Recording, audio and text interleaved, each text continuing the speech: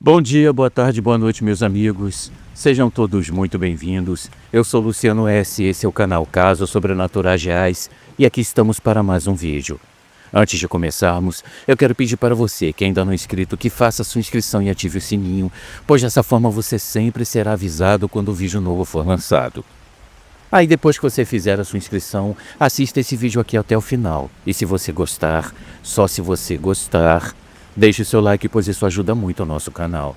Aproveite também para escrever nos comentários de que cidade do Brasil ou do mundo você está nos assistindo, pois é sempre muito importante para a gente conhecer você que está aí do outro lado. Se você tem uma história e quer enviá-la para a gente, na descrição do vídeo você encontra todos os nossos contatos e o que você deve fazer para enviar a sua história. Então é isso, meus amigos, sem mais enrolação, põe seus fones de ouvido, apague as luzes e vamos para a história.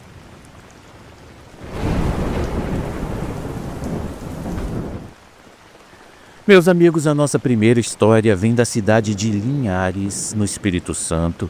Foi enviado pelo nosso amigo Bruno Macedo. A história chama-se Onde o Corpo Trava. O Bruno nos conta. Boa noite, Luciano. Eu me chamo Bruno e eu decidi enviar esse depoimento para vocês porque eu já não aguento mais guardar isso só comigo e com a minha esposa. Eu tenho 42 anos. Eu trabalho como supervisor de logística e eu sempre fui uma pessoa muito prática, muito ligada nas coisas do dia a dia, no meu trabalho e na minha rotina. Eu nunca tive muito tempo para pensar em coisas que a gente não vê, mas o que vem acontecendo no meu quarto nas últimas semanas mudou completamente o jeito como eu enxergo a vida e principalmente o que acontece quando a gente fecha os olhos para dormir. Tudo começou de um jeito que parecia ser apenas cansaço. Eu andava trabalhando muito, fazendo muitas horas extras e eu chegava em casa exausto. Na primeira vez que aconteceu, eu tinha acabado de me deitar.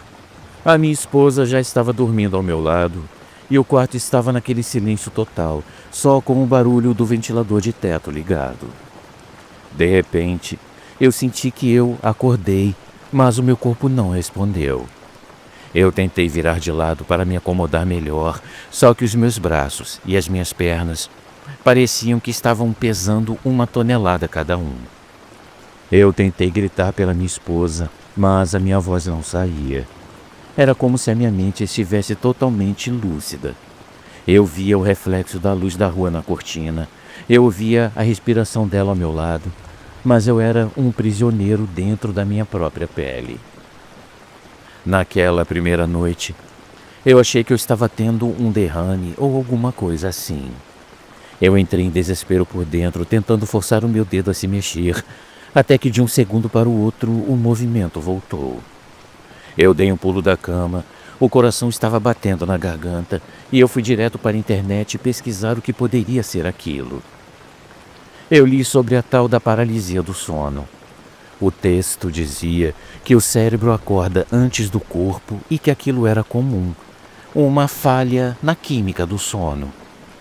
Eu fiquei mais calmo e pensei que se eu descansasse mais, aquilo iria passar. Só que não passou. Na verdade, as coisas começaram a ficar muito piores e muito mais reais do que qualquer explicação médica consegue dar conta. Algumas noites depois, a paralisia voltou, mas dessa vez veio com uma sensação física que me apavora só de lembrar. Eu estava lá, travado de novo, olhando para o teto, quando eu senti um peso em cima do meu peito. Não era uma sensação de falta de ar comum. Era como se uma pessoa adulta tivesse ajoelhada em cima de mim, pressionando o meu externo para baixo. Eu senti a pressão dos joelhos dessa coisa afundando o colchão nas laterais do meu corpo. Dessa vez, eu não estava sozinho no sentido espiritual da coisa. Eu vi com o canto do olho um vulto parado perto da porta do guarda-roupa. Ela não tinha um rosto definido. Era como se fosse uma mancha mais escura que o próprio escuro do quarto. Mas ela tinha uma presença. E foi aí que o primeiro nome surgiu. Eu ouvi um sussurro bem perto do meu ouvido, uma voz rouca que parecia que não usava as cordas vocais para falar. Ela disse o nome Geraldo. Eu não conheço nenhum Geraldo. Eu nunca tive nenhum parente ou amigo com esse nome.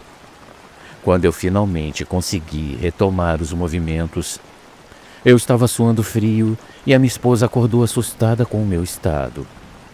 Eu não contei para ela sobre a voz, eu contei apenas que eu tive outro episódio de paralisia.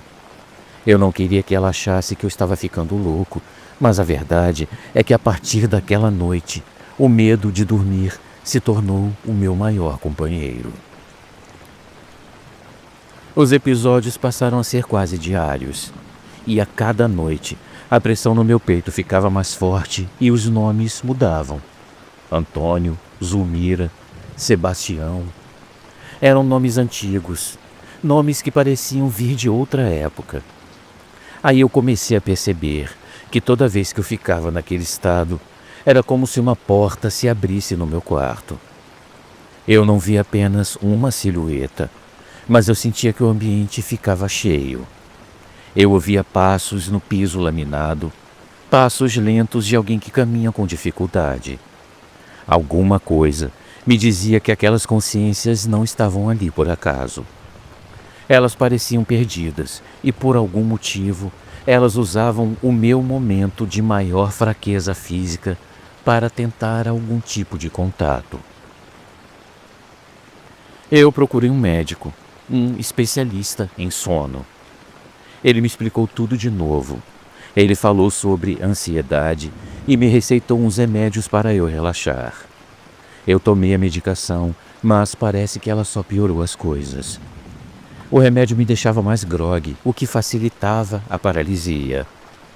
Em uma dessas noites, dopado, eu vi aquela figura chegar bem perto do meu rosto. Eu sentia um cheiro de terra úmida, um cheiro de coisa guardada há muito tempo. Aquela coisa se inclinou sobre mim e eu vi que ela não tinha olhos. Eram apenas 2 buracos profundos. Ela não queria tirar a minha vida. Eu sentia isso. Ela queria que eu a reconhecesse. Ela repetia o nome Zulmira sem parar, como se fosse um mantra, uma súplica. Eu comecei a me perguntar se o que a ciência chama de paralisia do sono não seria, na verdade, um estado de frequência onde a nossa proteção natural baixa e a gente consegue enxergar quem realmente está ao nosso redor. Eu comecei a achar que o meu quarto era algum tipo de ponto de passagem ou que aquelas pessoas tinham alguma ligação com o terreno onde o prédio foi construído. A pressão no peito que eu sentia todas as noites começou a deixar marcas. Não eram marcas roxas, mas eu acordava com uma dor muscular intensa, como se eu tivesse feito um esforço físico enorme durante a madrugada para carregar um fardo que não era meu. O pior de tudo é o debate que isso gera na minha cabeça. De um lado tem a lógica, o médico dizendo que é só o meu cérebro pregando peças. Mas do outro tem a minha experiência real, o cheiro que eu senti, a pressão física que afundava o colchão e aqueles nomes de pessoas que eu nunca conheci na minha vida. Como é que meu subconsciente ia inventar nomes de pessoas que eu não conheço? E por que eu sentiria o peso de um corpo se tudo fosse apenas um sonho? Não faz sentido ser apenas a minha imaginação. Luciano, eu tentei rezar. Eu tentei colocar sal grosso nos cantos do quarto. Eu tentei de tudo. Algumas coisas ajudaram por um tempo, mas parece que eles sempre encontraram uma brecha. Recentemente, eu conversei com uma vizinha mais antiga do prédio de uma forma bem discreta, perguntando sobre quem morava aqui antes. E ela me contou que há muitos anos, antes desse prédio existir, ali funcionava uma espécie de asilo ou casa de repouso muito simples, e que muitos idosos faleceram ali em condições de muito abandono. Quando ela disse isso, eu senti um calafrio que não foi de medo, mas sim de compreensão. Os nomes que eu ouvia provavelmente era um deles. Hoje em dia, eu tento encarar a situação de outra forma. Quando a paralisia vem e eu sinto aquele peso e eu ouço os sussurros, eu tento não entrar em pânico. Eu tento mentalizar que eu sou apenas um canal e que eles precisam encontrar o caminho deles para longe daqui. Eu percebi que quanto mais medo eu sinto, mais pesada essa presença fica. Parece que o nosso pavor é como um combustível para essas coincidências que ficaram presas na Terra por apego ou por não entenderem que o tempo delas já passou. Eu ainda tenho medo. Tem noites que eu prefiro ficar sentado no sofá da sala, assistindo qualquer coisa até o sol aparecer, só para não ter que enfrentar o escuro do meu quarto. Mas eu sei que o que eu vivo não é uma doença. É uma realidade espiritual que a maioria das pessoas prefere ignorar porque é mais fácil acreditar que o corpo apenas trava do que aceitar que nós estamos cercados por quem já partiu e que eles ainda não foram embora totalmente. Eu queria saber se mais alguém que acompanha o canal passa por isso, mas de um jeito físico, assim, de ouvir nomes e sentir cheiros. Porque a explicação científica é muito bonita no papel, mas na hora que você está lá, sem conseguir mexer um músculo e sentindo alguém respirar no seu pescoço, aí a ciência não te ajuda em nada. A gente se sente muito sozinho nessa busca por entender o que é o mundo espiritual e qual é o papel desses mentores que dizem que nos protegem. Porque, sinceramente, em muitas dessas noites, eu me senti totalmente desamparado. Essa é a minha história. Eu espero que ela sirva para alguém não se sentir tão louco quanto eu me senti no começo. O mundo é muito mais amplo e muito mais assustador do que a gente imagina quando está acordado e no controle de tudo. Tenham todos uma excelente noite. Assina Bruno Macedo, de Linhares, no Espírito Santo. Bruno, meu amigo, eu acho que você levantou um ponto muito interessante. Eu sempre ouvi essa explicação científica que você também ouviu, né? De que a paralisia do sono é apenas o nosso cérebro trabalhando, né? Tendo lá as suas atividades, enquanto a gente está naquele estado de sono, de pré-sono ou querendo acordar, né? É uma espécie de ajuste do nosso cérebro, tentando entender se a gente está acordado ou se a gente ainda está dormindo. A minha vida toda eu sempre ouvi isso. Esse seu relato aqui, ele mostra a paralisia do sono de uma perspectiva diferente. Eu achei muito interessante e eu acho válido a gente ampliar esse debate aqui. Eu gostaria de perguntar para os nossos inscritos se vocês acreditam na explicação científica ou se o relato do Bruno traz um outro olhar sobre esse tema. Por favor, põe nos comentários aí que eu quero muito saber o que vocês pensam. E você, Bruno, muito obrigado mesmo por ter enviado a sua história pra gente. Uma ótima noite para você e um grande abraço.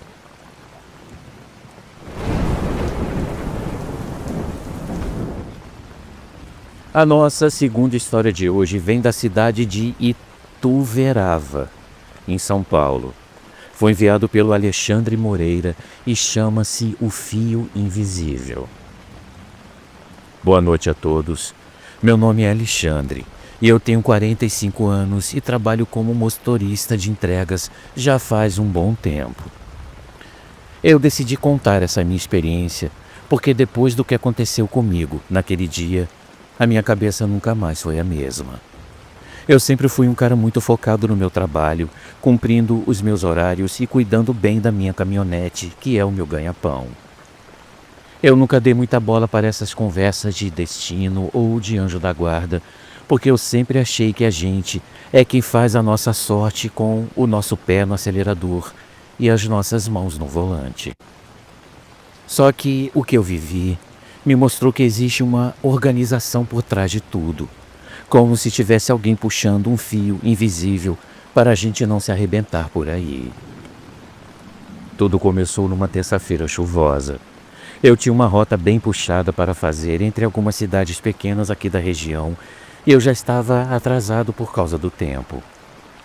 Eu acordei cedo, tomei o meu café e quando eu fui pegar a chave da caminhonete em cima do aparador, ela simplesmente não estava mais lá. Eu moro sozinho. Eu sou muito organizado com as minhas coisas e eu tinha certeza absoluta de que eu tinha deixado as chaves naquele lugar na noite anterior. Meus amigos, eu revirei a casa inteira. Eu olhei embaixo do sofá, dentro da geladeira, nos bolsos das calças que eu usei na semana e nada. Eu comecei a ficar muito nervoso porque o meu patrão é rigoroso com o horário. Eu perdi uns 20 minutos nessa busca maluca, até que do nada eu vi a chave bem no meio da mesa da cozinha. Um lugar onde eu já tinha olhado 3 vezes. Eu peguei a chave e saí bufando, achando que eu estava ficando desmemoriado por causa do estresse. Eu entrei na caminhonete e dei a partida, mas o motor não quis pegar. Isso me estranhou muito porque eu tinha feito a revisão dela na semana anterior. Eu tentei umas 5 vezes e nada do motor virar. Eu sentei, respirei fundo e bati a mão no volante com muita raiva. Foi aí que eu senti um estalo na minha mente, uma sensação estranha, como se alguma coisa estivesse me mandando esperar. Não foi uma voz, foi um sentimento de que eu não deveria sair dali naquele momento. Eu fiquei uns 2 minutos parado, apenas olhando para o para-brisa molhado pela chuva, e quando eu tentei ligar de novo, o motor pegou de primeira, sem nenhum esforço. Eu segui a minha viagem pela rodovia. O trânsito estava chato, com muitos caminhões pesados e aquela neblina que sobe do asfalto quente. Eu estava tentando recuperar o tempo perdido, quando eu senti uma vontade absurda de parar em um posto de gasolina que eu sempre costumo passar direto. Eu não estava com fome e o tanque estava praticamente cheio, mas a vontade era tão forte que parecia que meu braço puxou o volante sozinho para a pista da direita. Eu estacionei e fui até a lanchonete e pedi um café. Enquanto eu esperava, uma senhora que trabalhava no balcão olhou para mim de um jeito muito fixo. Ela não disse nada demais, ela apenas me entregou o café e sorriu. Mas aquele sorriso me deu uma paz que eu não conseguia explicar. Eu me senti protegido, como se eu estivesse no lugar certo, na hora certa. Eu tomei o meu café bem devagar, o que não é do meu costume, já que eu vivo na correria. Quando eu voltei para a estrada, uns 10 minutos depois, eu comecei a ver os carros reduzindo a velocidade e as luzes de alerta ligadas. Logo adiante, o trânsito parou de vez. Eu desci da caminhonete para ver o que tinha acontecido e o cenário era terrível. Uma carreta tinha perdido o freio na descida de uma serra, uns 2 quilômetros na frente, e tinha levado tudo o que estava pelo caminho. Pelas contas que eu fiz na hora, se eu não tivesse perdido as chaves em casa, se o motor tivesse pegado de primeira e se eu não tivesse parado para tomar aquele café, eu estaria exatamente naquele ponto da rodovia no momento do acidente. Eu senti que eu tinha escapado de alguma coisa muito feia por questão de segundos. A partir daquele dia, eu comecei a prestar mais atenção nos detalhes. Eu percebi que esses pequenos atrasos ou essas mudanças de planos não eram coincidências. Em outra ocasião, eu estava fazendo uma entrega em um bairro mais afastado e eu ia entrar em uma rua que parecia deserta. No momento em que eu ia virar o volante, eu ouvi um som no rádio da caminhonete. Era apenas uma interferência, um chiado muito forte, mas por causa desse barulho, eu me distraí e acabei passando direto pela entrada. Quando eu dei a volta no quarteirão para retornar, eu vi que 2 homens armados tinham acabado de abordar um carro exatamente naquela esquina onde eu ia entrar. Mais uma vez, alguma coisa tinha me tirado do caminho do perigo. Luciano, eu comecei a me sentir como se eu tivesse um acompanhante. Eu não via ninguém sentado no banco do carona, mas eu sentia uma presença suave, um conforto que me acompanhava durante as longas horas de estrada. Eu comecei a entender que nós temos guias, mentores que trabalham no silêncio. Eles não aparecem com asas ou luzes brilhantes. Eles agem nas pequenas coisas. Uma chave que some, um pneu que esvazia sem motivo aparente antes de uma viagem longa, um encontro inesperado com alguém que te faz perder 5 minutos de prosa. O mundo espiritual é muito bem organizado, e eu entendi que existe uma hierarquia de proteção que a gente não consegue compreender totalmente com a nossa lógica aqui da Terra. Eu tive uma experiência que confirmou isso de vez. Eu estava muito cansado em uma noite de sexta-feira, voltando para casa, e eu comecei a sentir o sono pesando nos meus olhos. Eu sabia que era perigoso, mas eu queria chegar logo para descansar na minha cama. Em um momento de distração, eu fechei os olhos por 1 milésimo de segundo. Foi o tempo suficiente para a caminhonete começar a invadir a pista contrária. Naquele instante, eu senti um toque firme no meu ombro direito. Foi um toque real. Foi o toque de uma mão humana que me fez despertar no susto. Eu joguei o carro de volta para minha pista e o meu coração quase saiu pela boca. Eu olhei para o lado e, claro, não tinha ninguém, mas o cheiro dentro da cabine tinha mudado. Estava um perfume leve de flores do campo. O mesmo cheiro que a minha avó tinha quando eu era criança. Eu encostei o carro no acostamento e comecei a chorar. Eu entendi que eu não estava sozinho e que aquele toque tinha salvado a minha vida e a vida de quem pudesse estar vindo no outro sentido. Eu percebi que existe um comando, uma ordem superior que zela pela gente, mas que também respeita o nosso tempo de aprender as coisas. Esses mentores e guias, eles não estão ali para resolver todos os nossos problemas, mas eles estão ali para garantir que a gente cumpra o nosso caminho sem interrupções desnecessárias, antes da hora. Hoje eu sou um motorista muito mais consciente. Eu não me irrito mais com o trânsito parado ou quando alguma coisa dá errado no meu planejamento. Se eu perco o horário ou se um cliente demora a me atender, eu respiro fundo e penso que aquilo pode ser o meu guia me livrando de alguma coisa que eu nem imagino que esteja acontecendo lá na frente. Eu aprendi a confiar nesse fio invisível que me conduz. A gente acha que tem um controle de tudo, mas a verdade é que somos cuidados por mãos que a gente não vê, mas que a gente consegue sentir se a gente baixar um pouco a guarda e parar de achar que tudo é apenas acaso. Eu contei isso para um colega de profissão uma vez e ele riu da minha cara. Ele disse que eu estava ficando impressionável por causa da idade. Mas eu sei o que eu senti no meu ombro e eu sei o que eu vi naquela rodovia. Não existe coincidência nesse nível de perfeição. Existe um plano e existem aqueles que são encarregados de nos manter dentro dele. Eu sou muito grato por esse mentor silencioso que escolheu a minha caminhonete para vigiar. Uma ótima noite a todos e muito obrigado pela atenção. Assina Alexandre Moreira, da cidade de Ituverava, em São Paulo. Alexandre, é o que eu sempre digo. Tem uma música do Titãs que diz assim: o acaso vai me proteger enquanto eu estiver distraído. Essa proteção, cada um dá o nome que quer dar, né? Alguns chamam de acaso, outros chamam de anjo da guarda, anjo protetor, mentor espiritual, Deus, não é? E assim, eu acredito sim, meu amigo, que a gente não está sozinho. Eu agradeço muito por você ter enviado a sua história. Eu achei a sua história maravilhosa e de uma sensibilidade sem igual. Meu amigo, uma ótima noite para você também. Um grande abraço para você. E que esse mentor ou esse anjo continue vigiando você e cuidando de você quando você não estiver prestando atenção. Fica com Deus, meu amigo.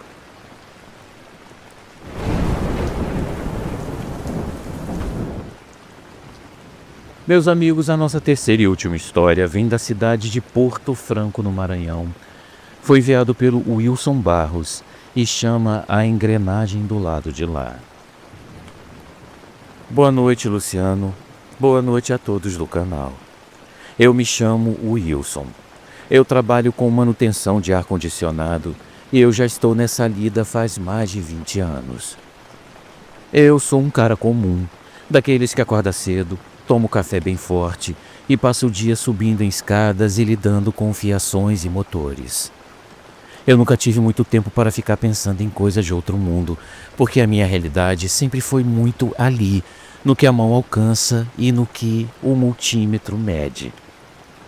Mas o que eu vivi há uns 2 anos, quando eu tive que passar por uma cirurgia de emergência por causa de uma apendicite que suturou, mudou completamente o jeito que eu olho para o céu e para as pessoas na rua.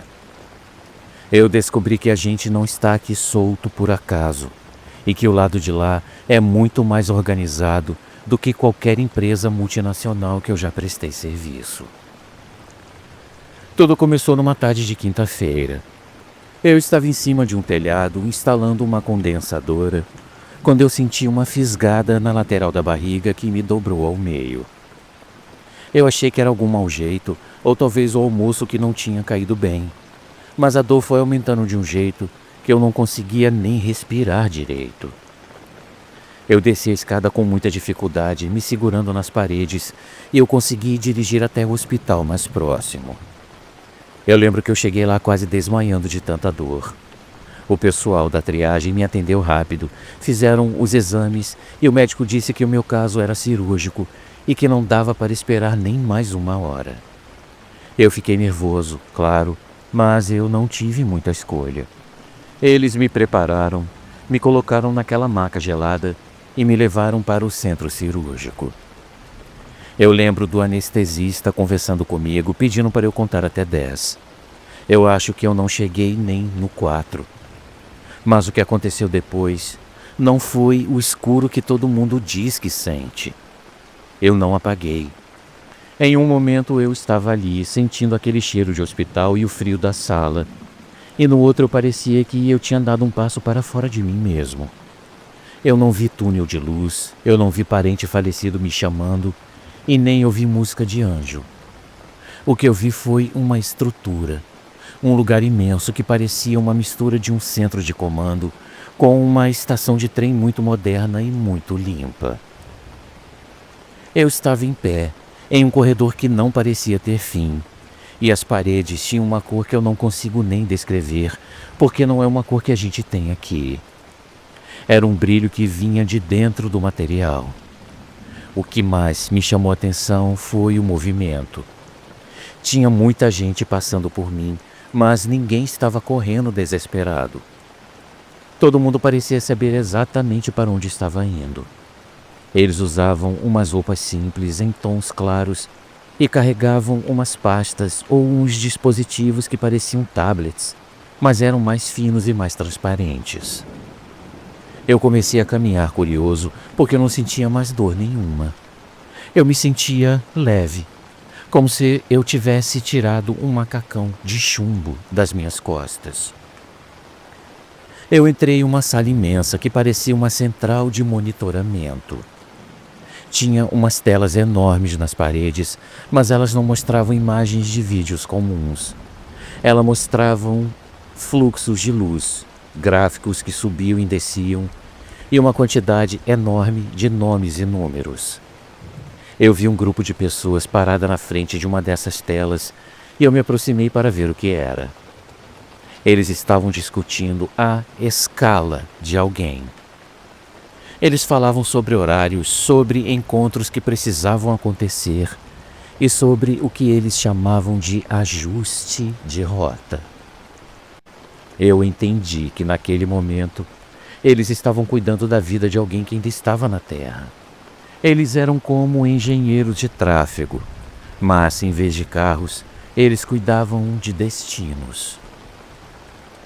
Eu continuei andando e eu entrei em outro setor que parecia ser uma área de recepção. Tinha muita gente chegando. Pessoas que pareciam um pouco confusas, mas elas eram recebidas por equipes muito bem preparadas. Não tinha bagunça. Cada pessoa que chegava já tinha uma ficha pronta, já tinha alguém esperando para levar a um lugar específico. Eu vi um homem que parecia ser um supervisor, orientando um grupo de jovens que parecia estar em treinamento. Ele explicava que a ordem era a base de tudo e que nenhum processo podia ser pulado. Ele dizia que o universo não admite vácuo e nem desorganização. Eu fiquei fascinado com aquilo, porque eu sempre achei que o céu era um lugar de descanso eterno, de ficar sentado em nuvem. Mas o que eu estava vendo era um trabalho intenso e contínuo. Em uma dessas salas, eu vi uma placa que dizia algo como setor de suporte direto. Eu entrei e eu vi várias pessoas sentadas em mesas circulares. Elas pareciam estar concentradas, como se estivessem em uma meditação profunda. Eu percebi que elas estavam enviando pensamentos, ideias ou intuições para as pessoas que estavam passando por dificuldades. Eu vi uma tela que mostrava uma mulher chorando em um banco de praça e um desses trabalhadores estava focado nela.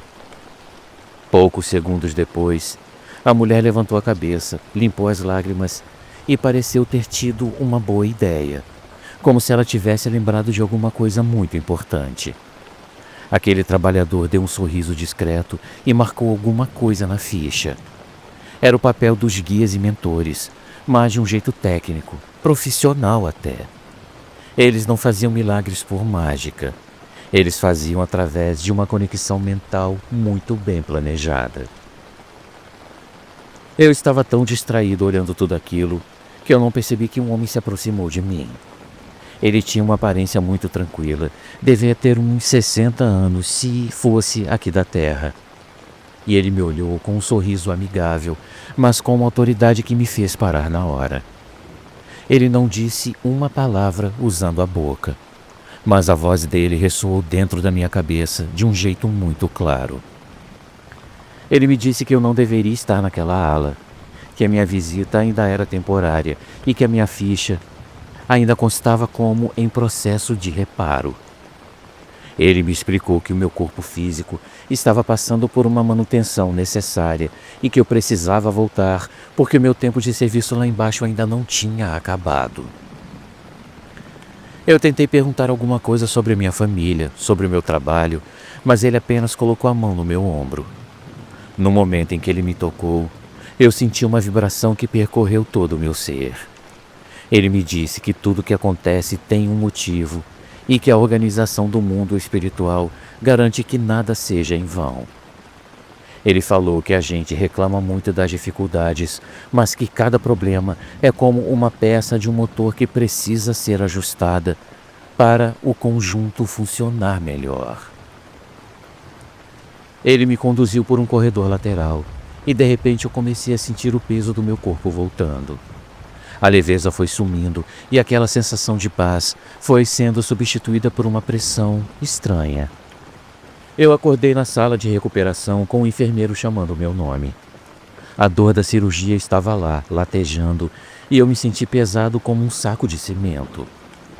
Eu tentei falar para o enfermeiro sobre a central de comando, sobre os guias com seus tablets transparentes e sobre a escala de trabalho, mas ele apenas sorriu e disse que era efeito da anestesia, que muita gente tem sonhos estranhos quando apaga. Eu me calei, mas eu sabia que não tinha sido um sonho. O que eu vi era real demais, detalhado demais para ser uma invenção da minha mente chapada de remédio. Nos dias que eu passei no hospital, eu fiquei observando as enfermeiras trabalhando, a troca de plantão, a organização das medicações, e eu percebi que o hospital era apenas uma cópia muito grosseira e imperfeita do que existe do lado de lá. Aqui a gente erra, a gente esquece, a gente se atrapalha. Lá, a engrenagem é perfeita. Eu comecei a entender que a nossa vida aqui é como se fosse um estágio, um aprendizado prático dentro de uma estrutura muito maior. Hoje em dia, quando eu estou instalando um ar-condicionado e alguma coisa dá errado, ou quando eu pego um trânsito que me atrasa todo dia, eu não fico mais bufando de raiva. Eu penso que talvez, lá naquela central de monitoramento, alguém tenha feito um ajuste na minha escala para me livrar de alguma coisa pior, ou para me fazer encontrar alguém que eu precisava encontrar. Eu passei a respeitar muito mais o tempo das coisas. Eu olho para as pessoas na rua e eu fico imaginando qual é o setor que está cuidando delas. Quem são os mentores que estão ali de tablet na mão, tentando mandar uma intuição para elas não desistirem. A gente vive achando que o mundo espiritual é um mistério assustador ou um vazio sem fim. Mas a verdade é que ele é puro trabalho e pura organização. Nós somos parte de uma engrenagem gigantesca e cada um de nós tem uma função, mesmo que a gente não saiba qual é. Eu perdi o medo da morte depois daquela cirurgia, porque eu vi que do lado de lá ninguém fica desamparado ou jogado num canto. Tem sempre alguém cuidando da ficha. Tem sempre uma equipe de prontidão. A vida faz muito mais sentido quando a gente entende que existe uma ordem por trás de todo esse caos que a gente vê por aqui. Eu sou apenas um técnico de manutenção, um homem comum. Mas agora eu sei que eu trabalho para uma empresa muito maior do que eu jamais imaginei. E saber disso é o que me faz levantar todo dia com a certeza de que nada é por acaso e que a engrenagem do lado de lá nunca para de girar. Tenham todos uma excelente noite. Assina Wilson Barros, da cidade de Porto Franco, no Maranhão.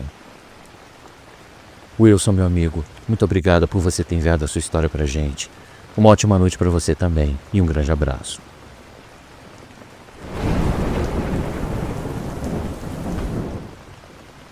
Meus amigos e minhas amigas, chegamos ao fim do nosso vídeo de hoje. Eu espero sinceramente e do fundo do meu coração que todos tenham gostado. E se gostaram, já sabem, deixe o seu like, pois isso ajuda muito o nosso canal. Lembrando que se você quiser ver o seu nome aparecendo aqui no final do vídeo, considere se tornar membro do canal, contribuindo com apenas R$ 7,99 ao mês.